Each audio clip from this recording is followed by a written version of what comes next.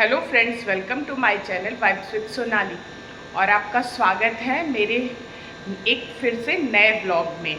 और सबसे बड़ी चीज़, आपका स्वागत है सुबह की चिड़ियों की चहचहाहट और ठंडी ठंडी हवा के साथ। इतनी ठंडी ठंडी हवा चल रही है और बहुत ही अच्छा इस टाइम पे लगता है। सुबह के टाइम पे जब उठिए ना, एक बहुत ही अलग ही फ्रेशनेस और खूबसूरती दिखती है नेचर की। इतनी अच्छी हवा चल रही है और चिड़ियों की चहचहाहट चल रही है, जो कि बहुत अच्छा लग रहा है। सुनाई और ये ना मेरे घर के पास में पीएसी का पार्क है, तो वहाँ पे पीएसी के लोग ना परेड कर रहे थे, तो ड्रम की खूब आवाज़ आ रही थी और चिड़िया भी उतनी चहचहा रही थी और खूब ठंडी ठंडी हवा चल रही थी। फिर मैं इधर बाथरूम में आ गई थी। मैं आँखों में छपका मारती हूँ और चेहरा धुलती हूँ।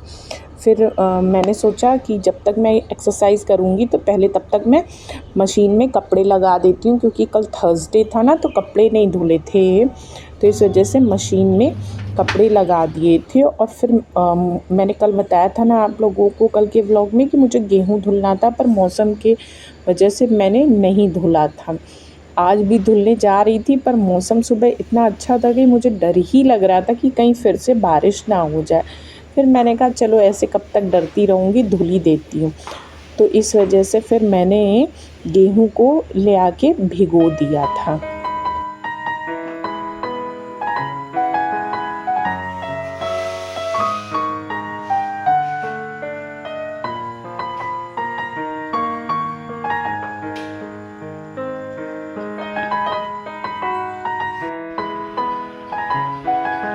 मैंने ना गेहूँ भिगो कर रख दिया है, क्योंकि जो अभी नया गेहूँ आता है ना, वो थोड़ा सा ऐसे डायरेक्ट खाने में नुकसान करता है।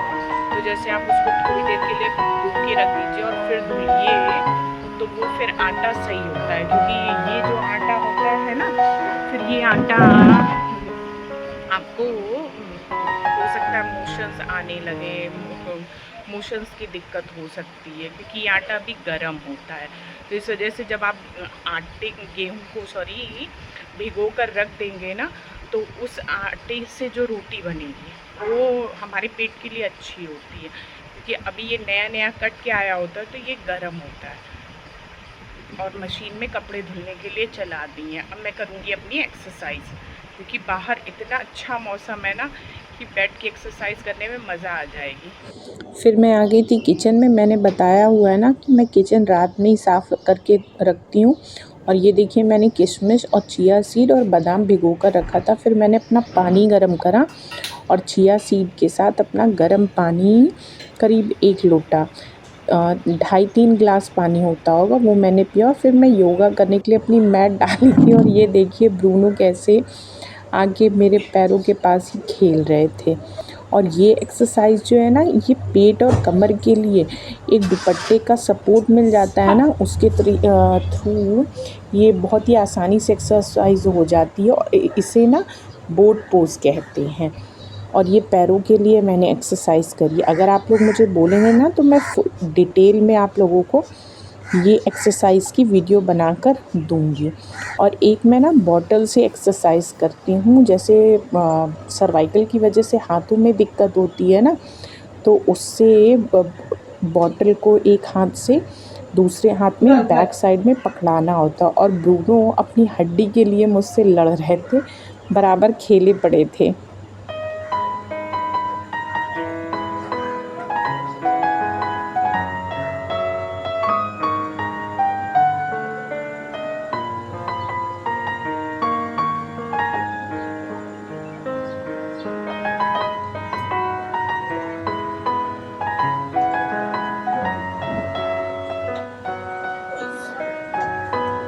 फिर आज ना मेरे बड़े वाले बेटे का लास्ट एग्ज़ाम था, तो बस उसी के लिए, क्योंकि वो खाली पेट नहीं जाता है ना, उसको गैस बन जाती है, तो उसी के लिए प्याज का पराठा बनाया। उसके जाने के बाद फिर अपनी चाय एंजॉय करी।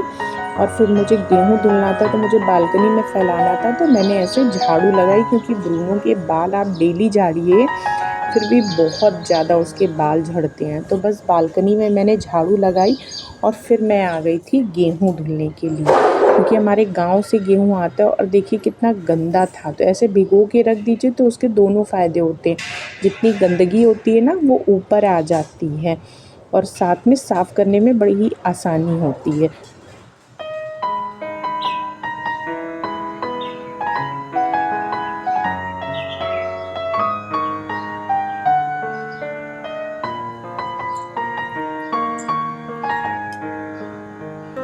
और फिर गेहूँ फैलाने के बाद मैं लग गई थी घर समेटने में और झाड़ू लगाने में।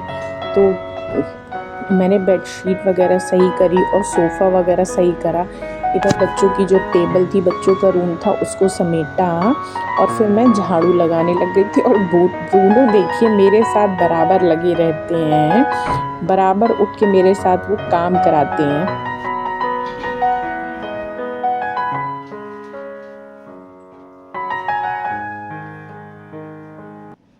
इतना तो मैं अपने बालों में कंघी नहीं करती हूँ जितना ब्रूनो को कंघी करती हूँ, और फिर भी इसके डेली इतने बाल निकलते हैं, कि क्या ही बोलूँ। और फिर इसके बाल झाड़ने के बाद मैंने नीचे धुलाई करी, क्योंकि वही आंधी की वजह से ना गंदगी थी।